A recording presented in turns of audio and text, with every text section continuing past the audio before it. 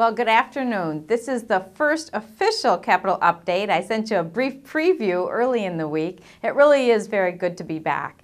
When we open our session, we begin with a chaplain prayer. And today's prayer really hit me, and so I just wanted to share a little bit about what was said and what I thought about when I heard it. So this chaplain talked about how much is expected of those of us who serve. But then he spoke about that really much should be expected of each and every one of us, regardless of what we're doing, that for our state, our community, our nation to heal, to move forward, to be all that we can be, it takes the leader in each one of us. And the thing that I've been most proud about representing our community is that I feel like we are a community of leaders, that our community is filled with people who are making things happen and making a difference. So I just wanted you to know how personally proud I am of that quality in this community, and that it is an honor to represent you. So after the first week of session, I just wanted to report on the things that I mentioned we'd be highlighting and working on this session. So I told you that we would be covering the minimum wage, the repeal of the business-to-business taxes, the teacher evaluation implementation, the comprehensive transportation investment, and the unsession.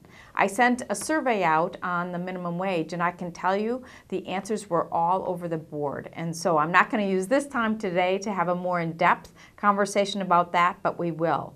With regard to the business-to-business repeal, I've taken a strong stand on that.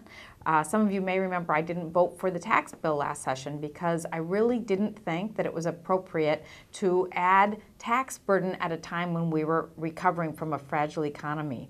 We'll hear the forecast tomorrow, and then we'll really find out where we stand. You'll hear a lot of talk about the economic recovery based on, I'm sure, a pretty hefty surplus. But then I stand back and say, is that really a hefty surplus that's because of economic growth, or did perhaps we take too much in putting new revenue constraints on both people and businesses? So because of those questions, I am putting forward proposals to repeal some of those new taxes, and I'll let you know how that goes. With regard to the unsession that the governor continues to talk about, as chair of higher ed, we'll have a bill that looks at laws that aren't necessary, language that no longer serves us, and we will put forward an unsession bill. In addition, personally, I'll be looking at unsession a little differently. I'll be looking at it like, where can we redesign and reform government?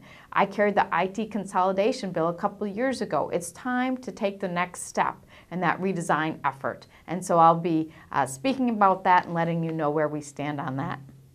Finally, with regard to transportation, you'll probably hear that this year we're not likely to pass a comprehensive transportation bill because the House and the governor aren't interested in that. Well, we in the Senate passed one last year, and if I had my way, we would be focused on that because I think transportation investment, infrastructure needs are critical to our future. And finally, much of the session will be spent talking about the bonding bill. And thankfully, this is our opportunity to invest in infrastructure. And I hopefully will have an opportunity to play a leadership role in making sure we do that in a comprehensive way that moves Minnesota forward. As always, we welcome your emails, your feedback, your thoughts. Thanks for tuning in.